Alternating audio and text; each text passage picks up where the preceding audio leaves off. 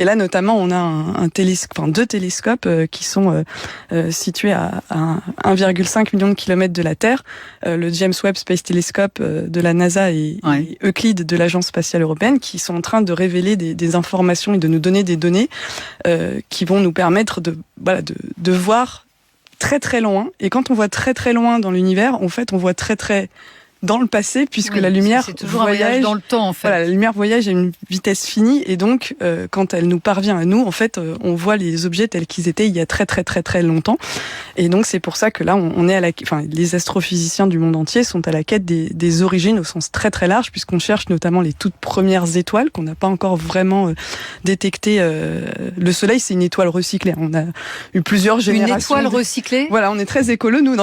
Expliquez-nous. En fait, la matière qui était disponible au moment du Big Bang, c'était uniquement l'hydrogène et l'hélium. C'est les deux atomes les plus simples.